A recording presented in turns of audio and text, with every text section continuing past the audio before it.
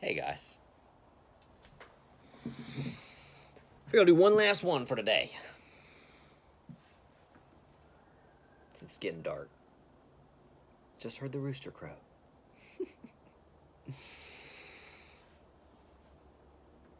Guys, I saw an article today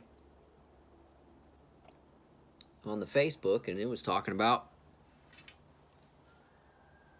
not a big surprise, but there's a juvenile detention center somewhere up in the northwest side of our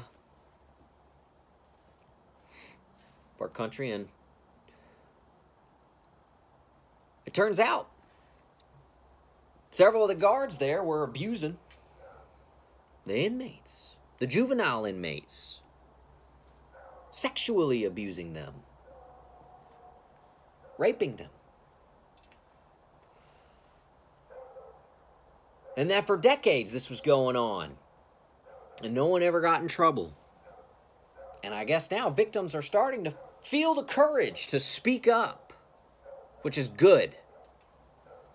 And I guess there's some attorneys that are more than willing to take on the case, which is another good thing. But guys, it also saddens me to hear that story, because when you read these things, and there are so many, so often, consistently, we keep hearing about government employees abusing children sexually. Specifically, those things. Sexually abusing children. For a long time. This isn't a recent phenomenon. It's just becoming more apparent. We're noticing it. At a certain point, it makes one wonder, where do all of these people that the government is hiring come from?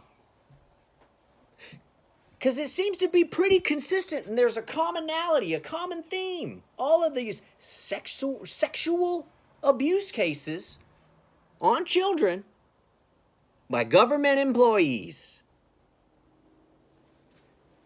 Makes one wonder where the government's hiring these employees. Where do they come from? These are the questions that we need to ask.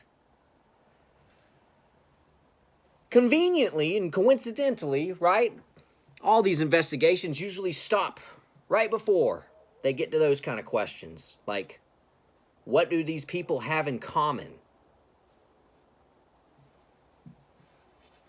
If this was something that only happened every now and again, I could understand it being, concluded to an isolated incident. But the thing is, it happens so often and so frequent. One has to wonder, what's the common denominator?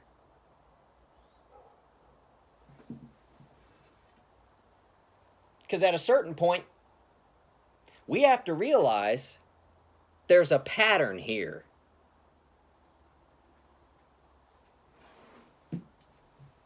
Now, given my experience and what I've grown up and went through and witnessed, I have a good inclination where it's coming from. And I think a lot of other people do too. But at some point, we have to start pushing and demanding, as the public, more transparency and more thoroughness in these investigations when it specifically involves children and sexual abuse. We need to know, who do these people hang out with that get convicted of these crimes? We need to know more about them.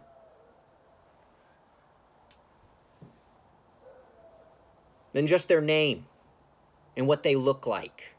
I want to know what they do. What do they do on the weeknights? Who they hanging out with? What kind of people are they?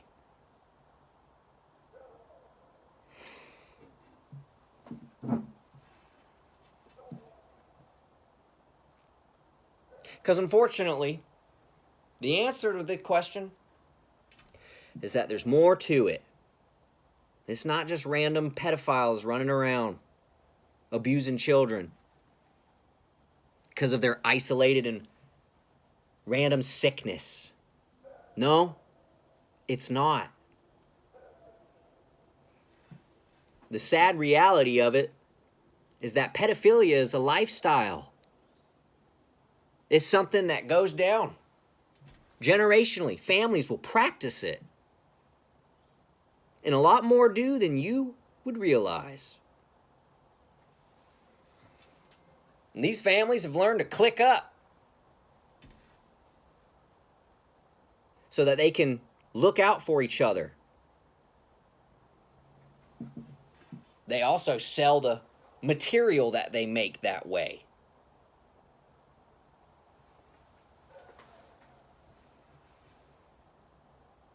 And it wouldn't it be crazy, huh? Wouldn't it just be wild to be able to deduce and come to the conclusion that if these families and groups of people who practice this had a way to infiltrate our government system and get jobs in the bureaucratic swamp that has become our government, to where if there's enough of them inside, almost all crimes that they would commit could be swept under the rug if there was just enough people in the right places.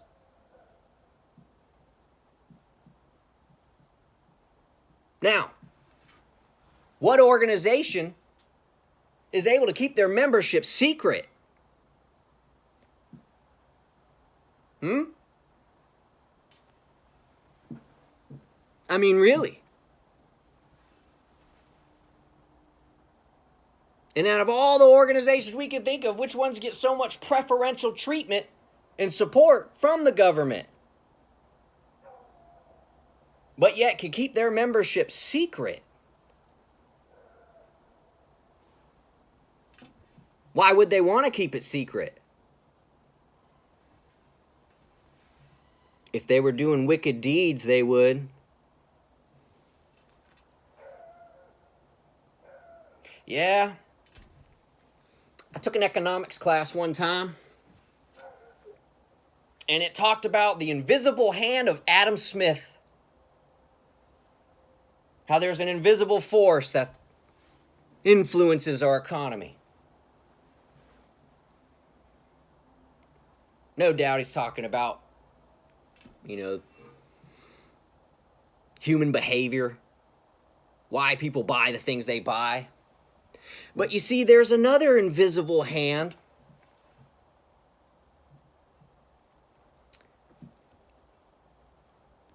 It's the government's invisible hand. The one that does the illegal activity. That the government will, turn a blind eye to.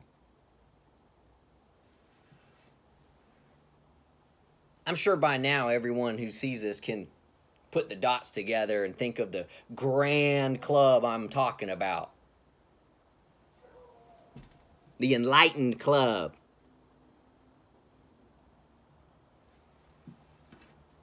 Bunch of squares in a circle. Do you catch my drift?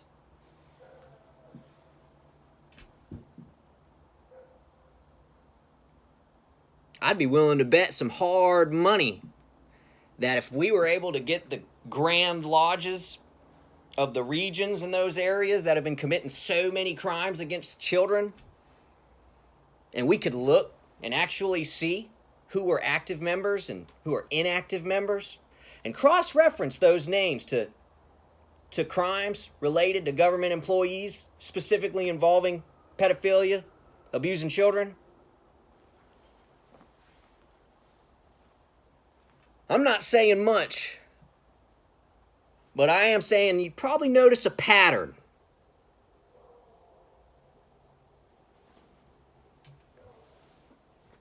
But yet the membership is secret.